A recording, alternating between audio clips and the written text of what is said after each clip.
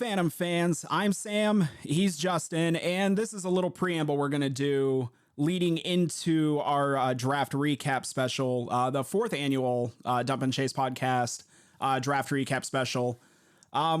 Basically, we're doing this because recording part one, which we're only covering 10 draft picks, that episode went fairly quick, so we need to kill some time.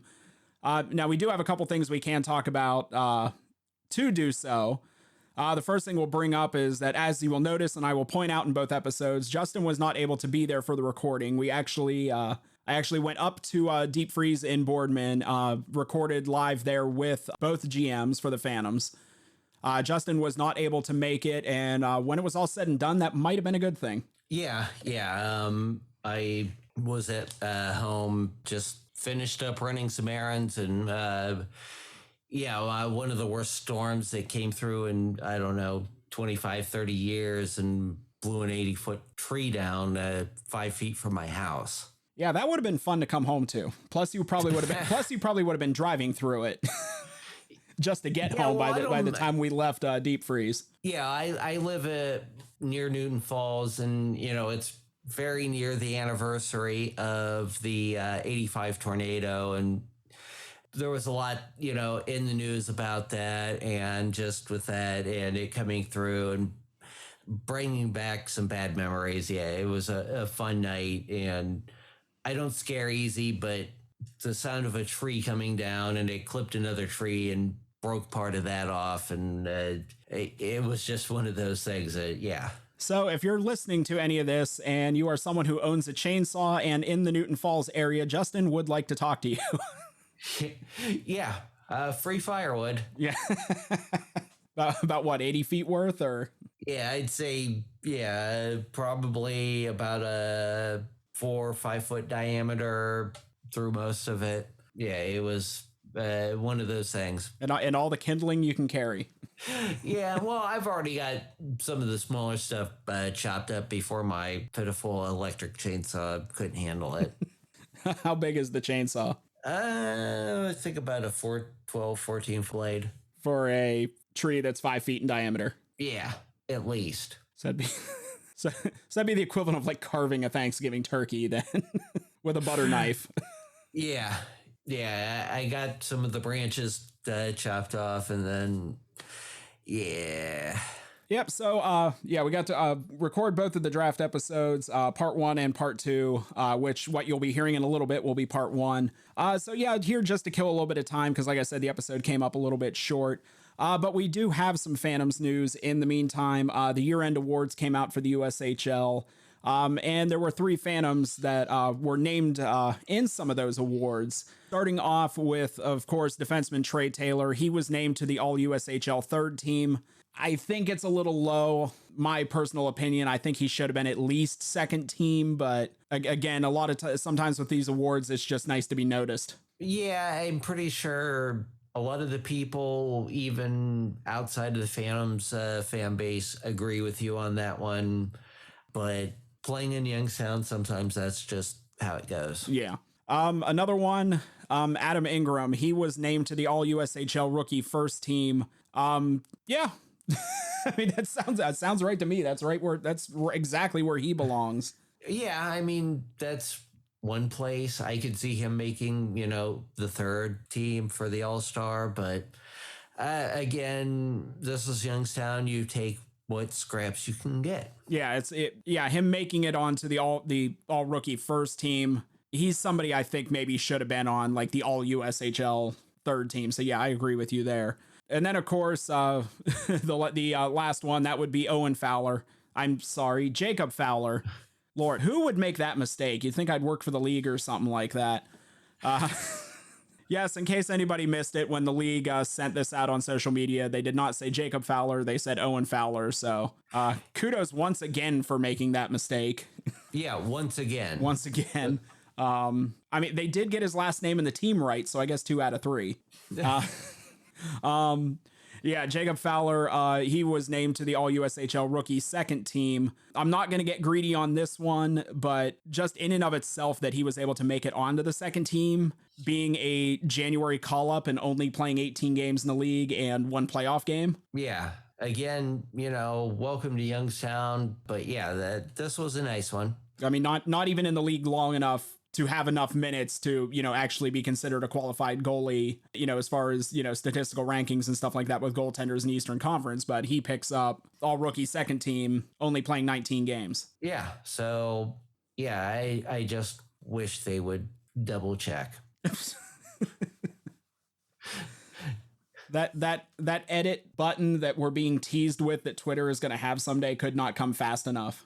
Yeah, so definitely congratulations to all three of those players. I mean, there's maybe the placement a little bit, but beyond that, just the players themselves being named, there was no real shock there as far as the year-end awards.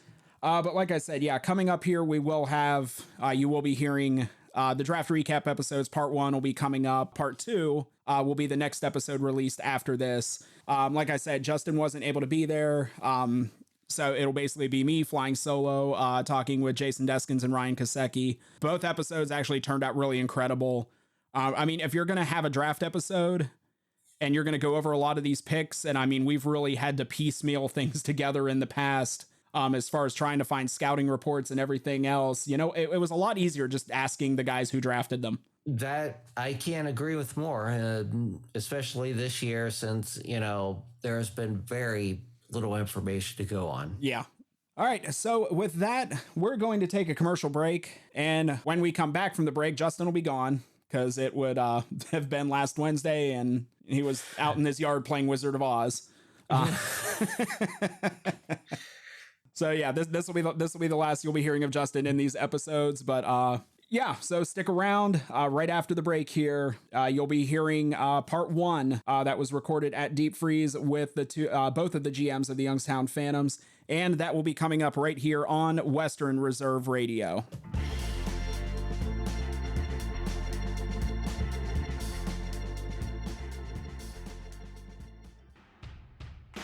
Miss an episode of By All Means, and you could miss a lot. I have the sound up, and I appreciate the guys that do the work now. But it is with great appreciation I see what the guys do, not only the announcers, but also the players.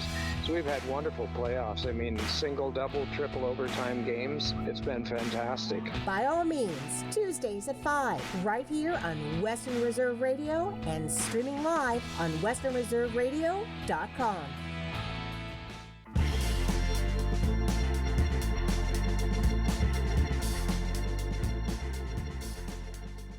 Hello, Phantom fans. My name is Sam Olmstead, and I will be flying solo for these episodes. Justin was not able to make it, but I just talked to him, and he was able to make bail, so things are looking up. And welcome to the 4th annual Dump and Chase Podcast Draft Recap Show, Part 1. In this episode, we'll be covering the Phantoms Phase 1 draft, and of course, in Part 2, we'll go over Phase 2. So this show is brought to you by the fine physicians and staff at Advanced Podiatry. For information on treatments provided and services offered, office locations, and appointment information, including same-day appointments, check out advancedpodiatry.com.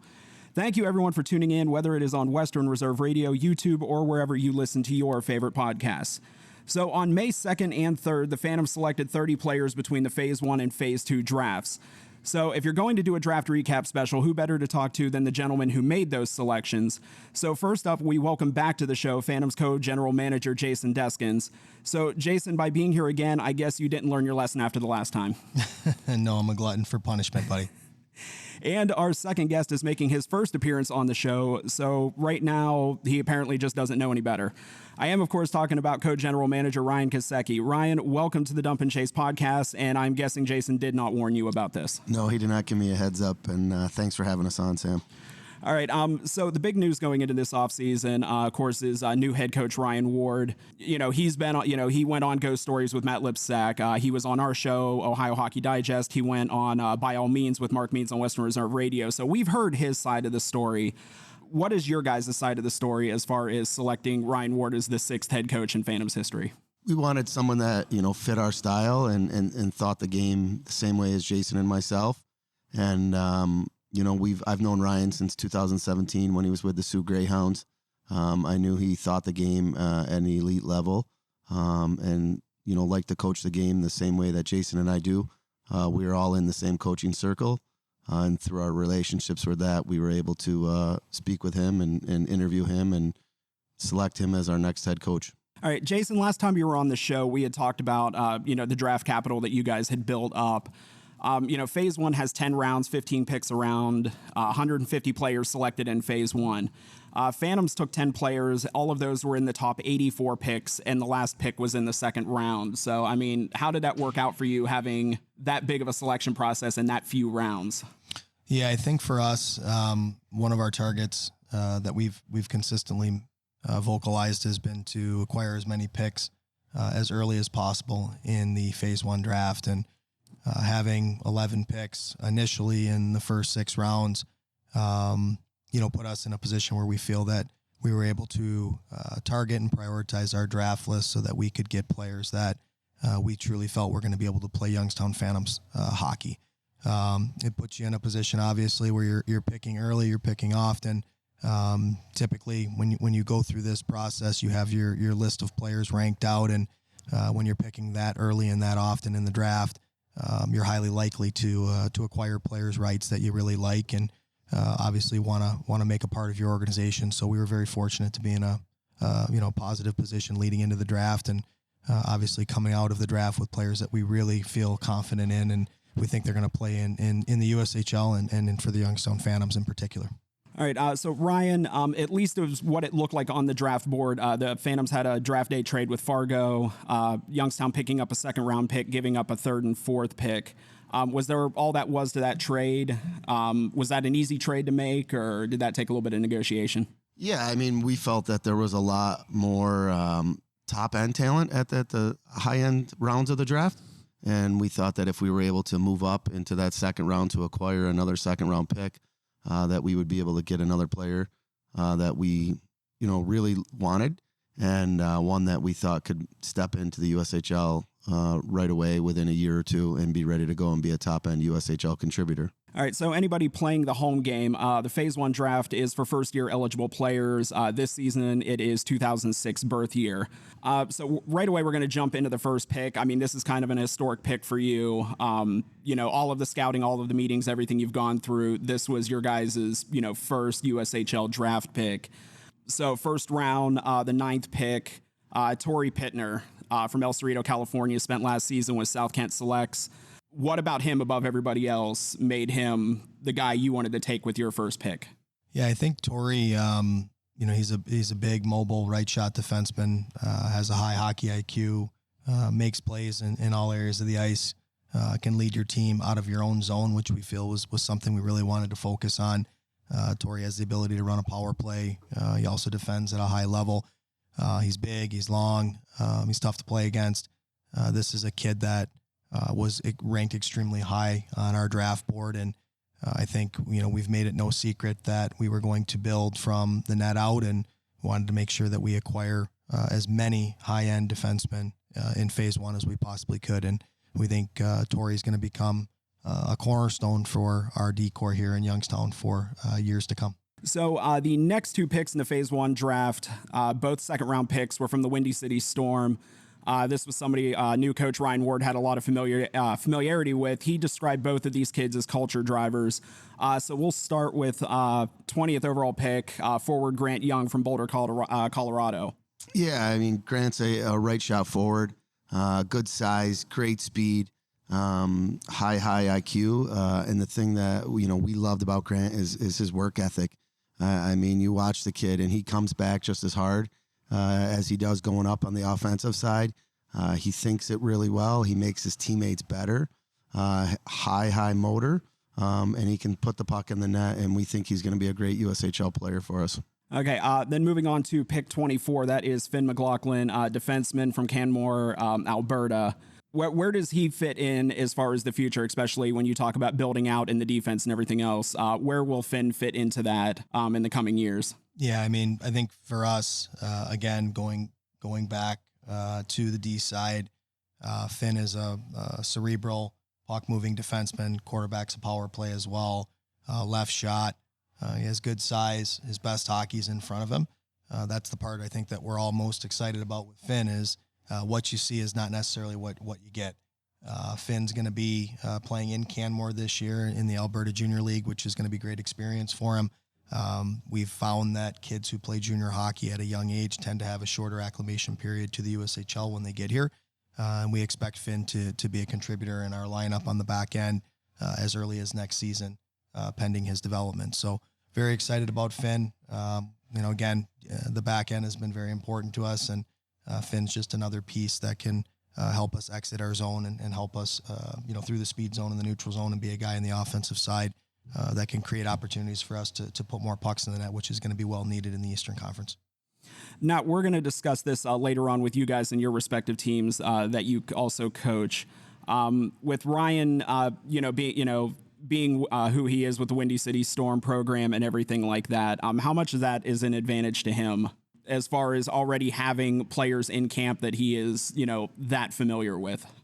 Yeah, I mean, having those guys that you've already coached, what type of player they are, where they're at in their development process, and, when they're going to be ready to play in our league and what they're going to be in our league. And so you don't have to spend that acclimation period getting to know them and seeing what they actually bring to the game. You already know what they bring to the game. And so it's a much, much easier process. All right, moving on to the third round pick, 36, Drew Della Sala from New York City, played last season with Brunswick School. Forward, what can you tell us about Drew? So Drew played with Brunswick and with the midfield Fairfield Rangers. He's a top 40 invite that we were able to get in the fourth round, which we thought was an absolute steal. Drew has elite skill, can put the puck in the net at any time, can make elite passes at any time. He's an absolute game changer, in my opinion, and probably the steal of the draft for us in phase one, in my thoughts. And I think he's going to have a great future in our league, and he's going to have great success in putting up a lot of points in the Youngstown Phantoms jersey. All right, so we're going to take another break. Coming up, we'll look at one of the more interesting last names in this draft, as well as a pick who hails from Ohio. That is coming up on part one of the Dump and Chase podcast draft recap special right here on Western Reserve Radio.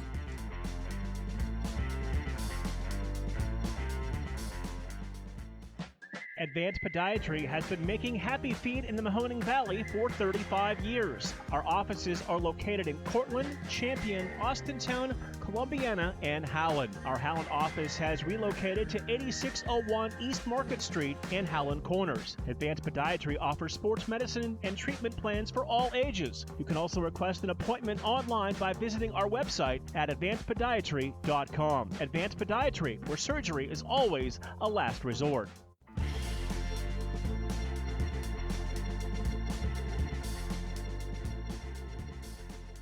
Welcome back to the Dump and Chase podcast, brought to you via Advanced Podiatry. We are here with Phantoms GMs Jason and Ryan.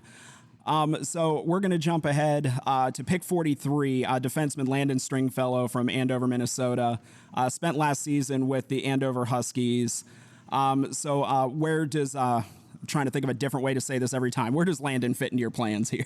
Landon is just another puck-moving defenseman. Defends at an elite level, highly competitive, has a lot of bite to his game. He's going to be a kid that's going to be extremely tough to play against. And I think for us, we're extremely excited about the future on the back end in general. And Landon's just another piece of the puzzle that will definitely be making himself known in a Phantoms jersey early in his USHL career. And I feel very confident about him as a player, and comes from a championship program in Andover, who actually just won the Minnesota High School State Championship there. And Landon was a top four defenseman this past season as a 2006, which is very, very rare. So excited to get him that deep into the draft. He was a kid where I think based on most projections, probably people would have thought would have been selected already. So for us to land him at that position was definitely a coup. Now, the next four picks, we talked about, just kind of institutional memory, just these powerhouse youth programs like Little Caesars, Fox Motors, Honey Baked, CompuWare, a lot of these, AAA youth teams. When you're in the draft process, how invaluable is that knowledge? I can't even explain how valuable it is to us, because we made, I think, a point even this past season of trying to acquire as many players as possible that we had previous experience with and relationships with. It creates a great deal of trust, in that player and in where they fit with your program. It's always good to have those types of relationships prior to bringing a kid to town, because you know what they're about. You understand how they're going to fit into a locker room. But then also, even players that come from some of these programs, these are championship programs. These are programs that have been coached at elite levels by guys who have played hockey at elite levels and are fabulous developers of players. You just can't have enough kids from the Chicago Missions of the world, or the Little Caesars of the world, or the Fox Motors of the world, in our opinion. So those are the kids that tend to have a shorter acclimation period as well, because their detail is more ready, I would say, for the USHL level than some of the other programs that are out there. So obviously it creates a lot of comfort for us to have kids from those types of programs. All right, so we saw this a couple of times here, just kind of these bundled picks, one right after the other. So Landon was pick 43, pick 44, Ryan Rosinski, forward with the Cleveland Barons 15U from Broadview Heights, Ohio. Now, obviously, these aren't kids that you've directly coached, but these are kids, you see on a regular basis.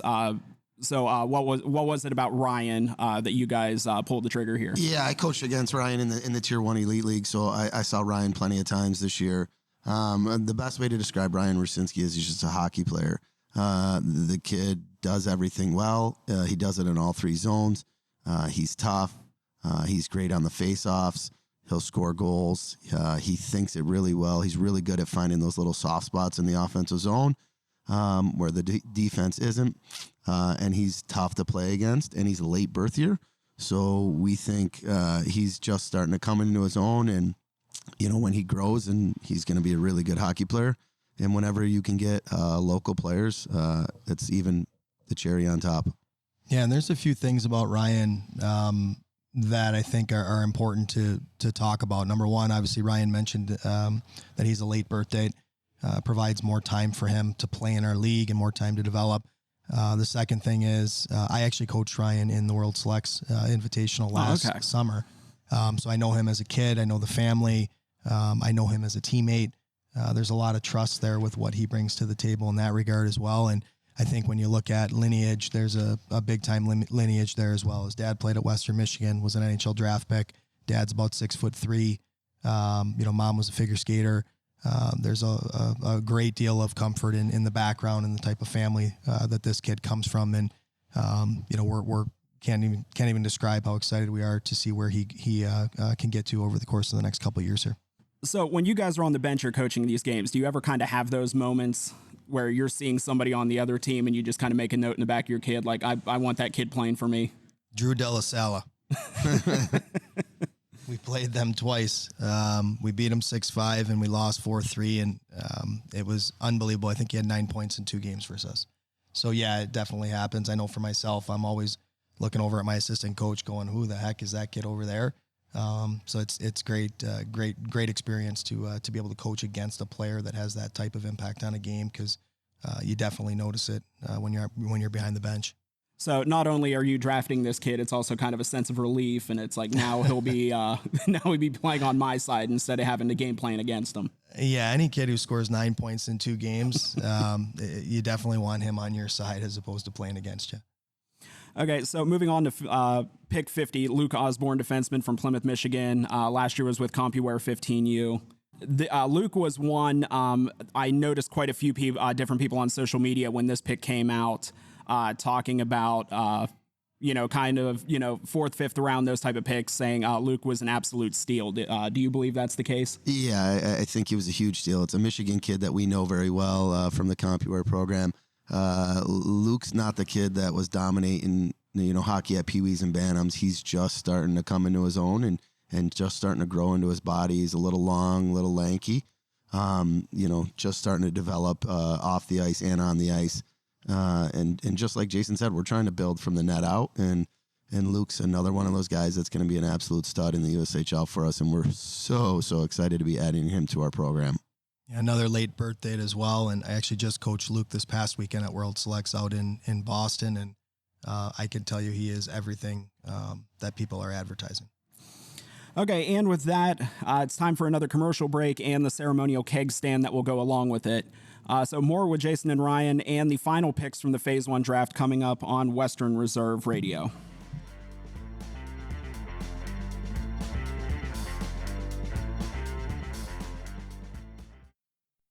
The Dump and Chase podcast is the unofficial fan podcast of the Youngstown Phantoms, but it's not always about hockey. Have you ever played golf? No, you should see me on the driving range. It's scary. I haven't played in a few years, but I think the last time I played, I shot like an 83. On 9 or 18. On 9. Still not bad compared to me. Yeah. I mean, it would have been 80, but the windmill kept getting in the way. The Dump and Chase podcast, every Wednesday at 5:06 on Western Reserve Radio.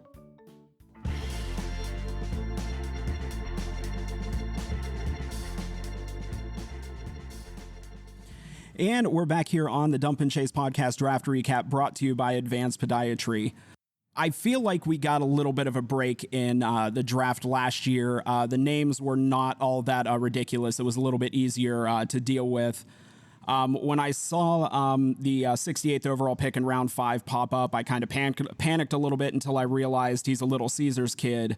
So Jason, if you want to take Evan Sofakidis. There we go. Evan he played for me last year at Little Caesars. Was my top pair right shot defenseman. Played in all situations. Another late birth date player as well. Very, very cerebral. Very good stick skill. Had over 70 points for us this past year with my Little Caesars program. Evan's just a bulldog. He's a warrior. He blocks shots. He's hard as nails. Really, really tough to play against. Physical.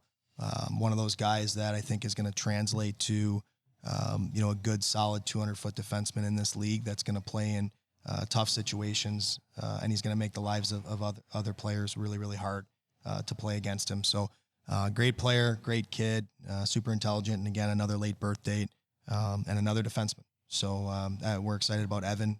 Can't wait to see him grow over the course of the next year or two here, and can't wait for him to come in and compete for a spot here in Youngstown at some point. Okay, so that was pick 68. One pick later, pick 69, and if it's not broke, don't fix it. Breckensmith, also from Little Caesars, forward from Jackson, Michigan. So tell us about Brecken.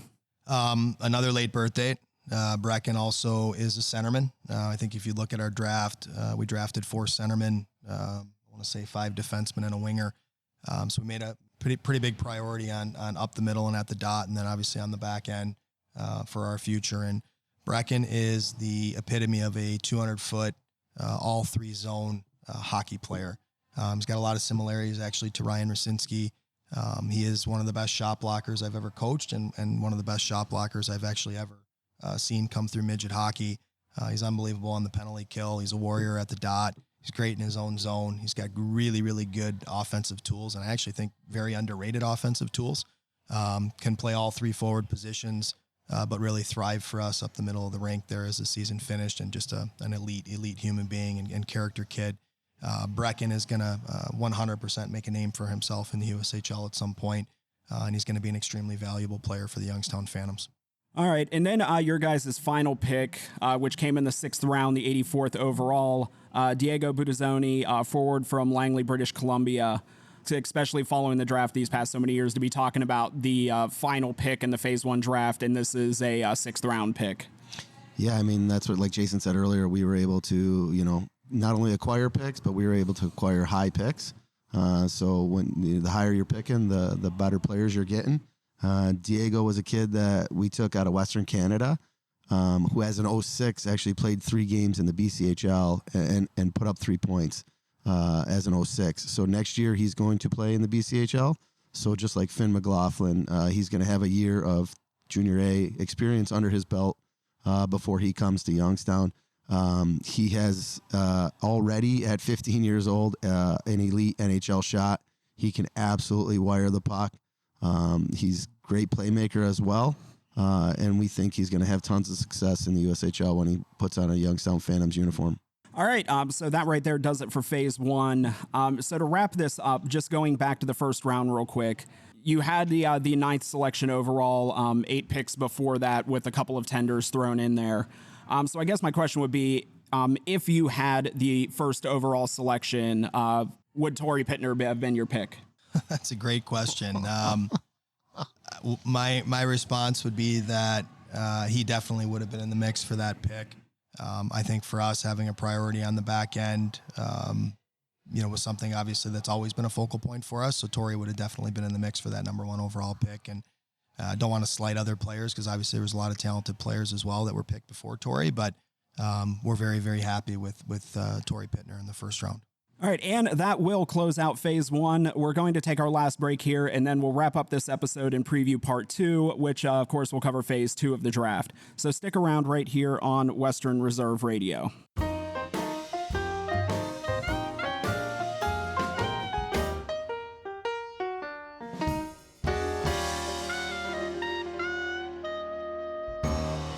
And we're back, and that will do it for part 1 of the Dump and Chase podcast draft recap special. I want to thank our very special guests, Phantoms general managers Jason Deskins and Ryan Kosecki, for going along with this. I'm thanking you now because there's still a chance you could walk out in part 2.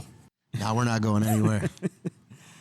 So again, up next will be part 2, where we will discuss the Phantoms Phase 2 draft with some really interesting picks and another draft day trade that brought in a high first-round pick.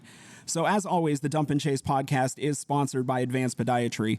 For information on services provided and treatments offered, office locations, and appointment information, check out advancedpodiatry.com.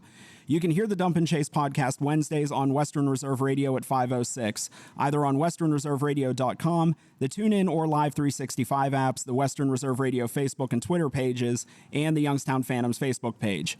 All of the links for Western Reserve Radio, YouTube, or whatever podcast service you prefer can be found on our Linktree page, as well as links to our social media accounts.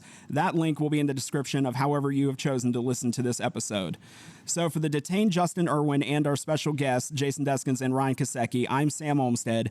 Part 2 is coming up. Thank you for tuning in to the Dump and Chase podcast right here on Western Reserve Radio. Bye now.